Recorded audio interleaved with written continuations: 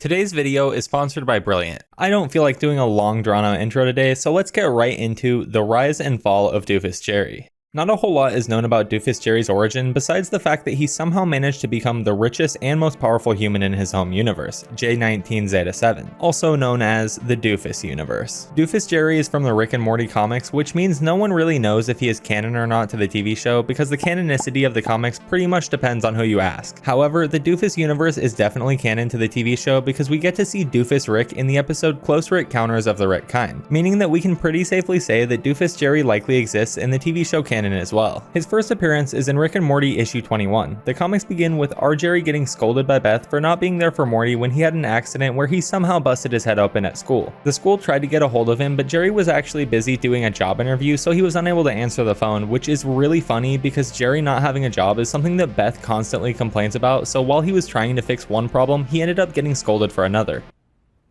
Jerry, get a job.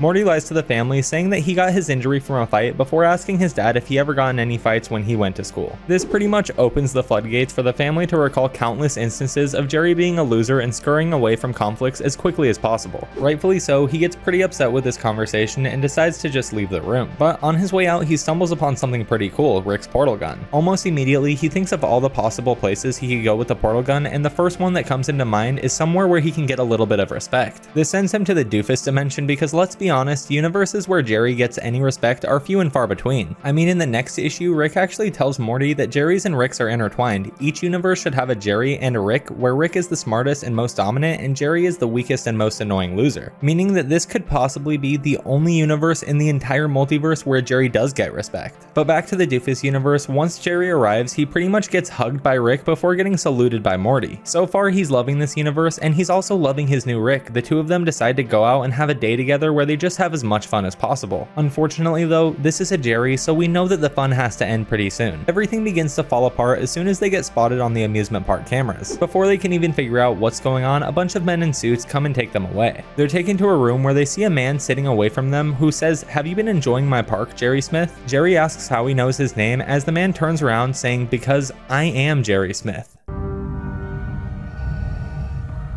Welcome. At first, R. Jerry thinks that Doofus is probably a great guy because he's already met lots of Jerrys from around the multiverse and they're usually just like him. But pretty quickly, he gets the idea that this is not a normal Jerry. He's the most powerful man in this universe, with his name literally being the definition for success. Everything goes pretty well until R. Jerry, being a dumbass, decides to say that he got here through transdimensional travel. Doofus Jerry then just flat out reveals that he's a conqueror and wants to use the portal gun to become the most powerful being in every universe. In exchange for the portal gun, he offers Jerry his life here in the Doofus realm, explaining that he would have unlimited money, power, and authority. Jerry asks if that means he would have respect, and Doofus Jerry says yes, your farts will even be celebrated. This offer really piques his interest because all Jerry's wanted his entire life is just a little bit of respect, and here he would have a never-ending dream life that would allow him to finally be the man he's always wanted to be. However, he graciously declines because none of that would replace his family. This shows us a side of Jerry that we rarely get to see. Most of the time he comes off as a cowardly idiot that would do anything to save himself, but when he's given the option to finally have a perfect life in exchange for losing a family that constantly mistreats him, he declines. Jerry doesn't really care if an entire world respects him, he just wants his family to. I think the way Jerry's written here is pretty beautiful and it definitely helps me like the character just a little bit more. Unfortunately, his answer doesn't really matter because Doofus Jerry pistol whips him and takes the portal gun anyways. And now that he's able to freely travel between dimensions, Doofus Jerry has officially become the multiverse's greatest threat.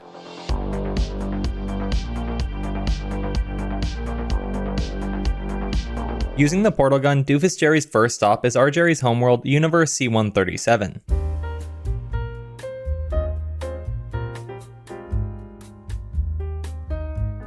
How do they say Parmesan?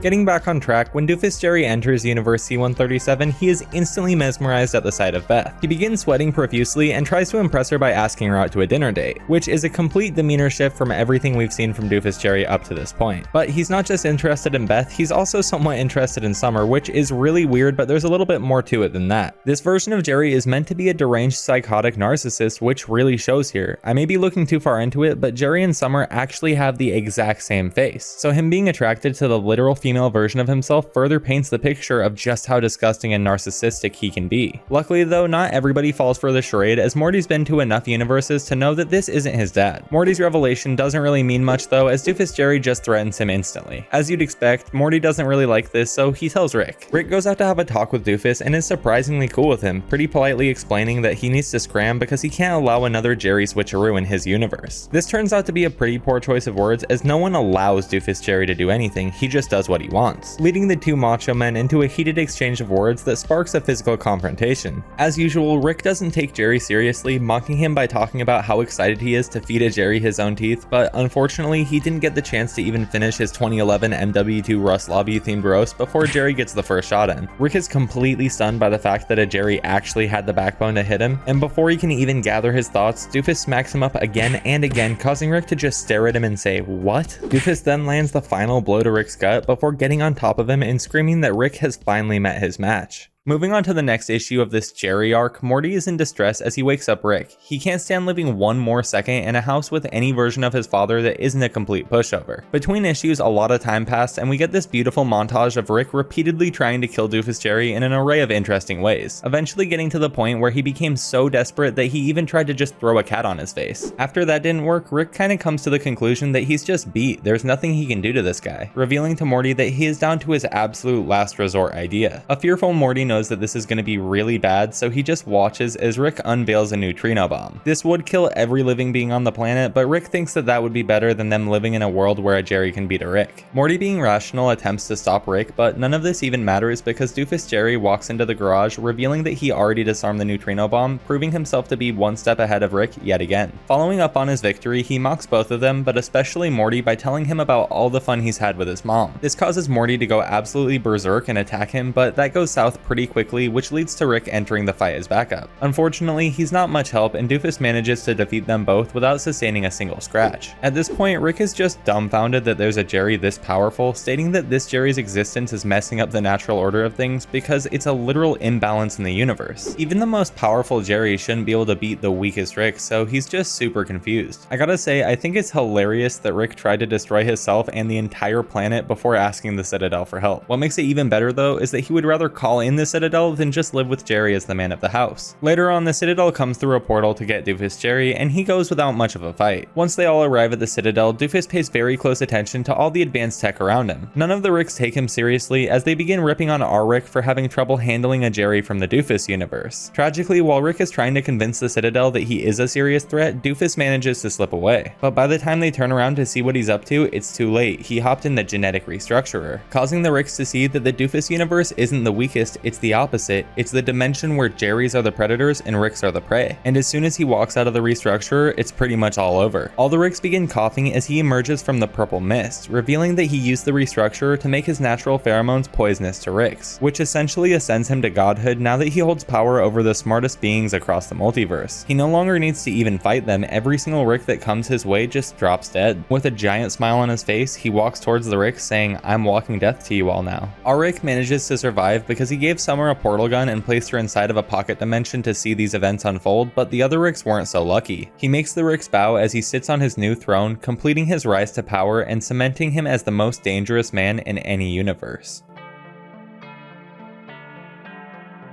Now, you're probably asking yourself, what would a Jerry even do with ultimate power over everything? And the answer to that question can be very easily answered in this next panel.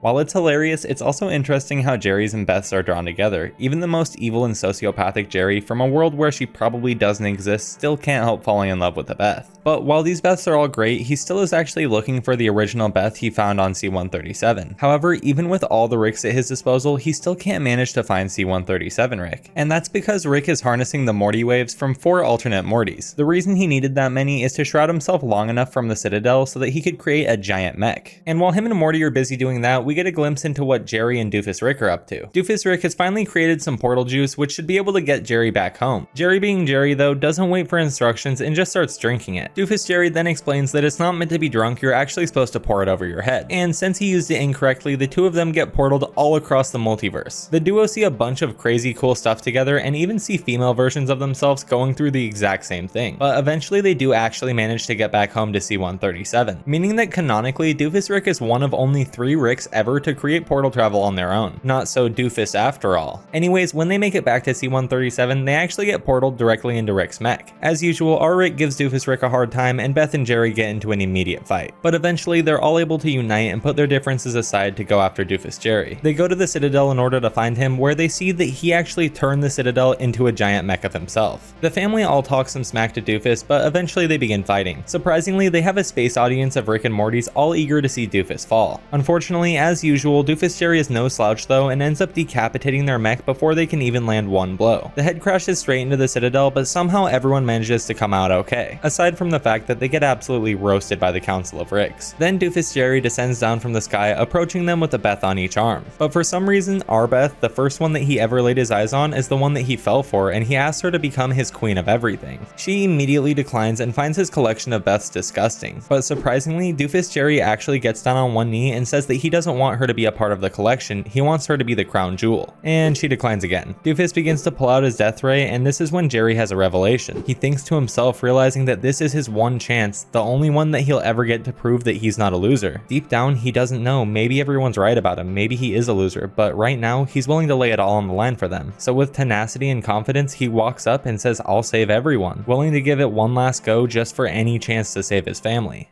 He gets punched in the stomach. But it's not over, his efforts weren't in vain, he actually pukes out a little bit of that portal juice, causing a giant rift to open up in the sky where a worm falls straight on top of Doofus Jerry. Now you could easily say that his downfall was plain old bad luck, and luck definitely did have a part in it, but I think there's much more to it than that. When Doofus came down to speak with them on the Citadel, he said that his ultimate victory wouldn't feel complete without Beth, showing us that even with all the money and power in the world, what Doofus Jerry wanted most was Beth's true love. He had a literal collection of Beths, but none of them mattered to him. What he desired most was the genuine connection that he felt with her. To be completely honest, I think we can attribute both the rise and fall of Doofus Jerry to Beth. The one thing that set him apart from every other Jerry in the first place was the fact that he never had her. Jerry's and Beth's always end up together because of Rick's intervening in order to create more Mortys, but Doofus Rick either never had her in the first place or wasn't evil enough to want to do that. A Jerry's drive in life is to be with a Beth, so without her, that drive got put into other places, or as he would describe it, a never-ending zeal for preeminence and achievement. The tragic thing about this is that when he found our Beth, his priorities changed immediately. Once he took control of the Citadel, he could have taken control of the entire multiverse, but he wanted to search for her first. When he did find them, he would have just killed them all, but he didn't because he wanted to go down and speak with Beth. And if it weren't for her and the family that they'd built together, Jerry would have never been able to muster the courage to stand up to Doofus in the first place. To be completely honest, I think that her and Rick are the ultimate downfall of every Jerry. It's incredibly difficult to live up to your true potential when you're constantly being mocked and degraded. If we look at season 1 Jerry, Rick left him, Summer, and Beth in the apocalypse, then when Summer and Beth die, he's stuck there completely alone. What's crazy is when Morty asks him to stay and offers him his family back in a new dimension, he declines, saying, "My life is perfect. Rick was always right. Everyone needs to let go."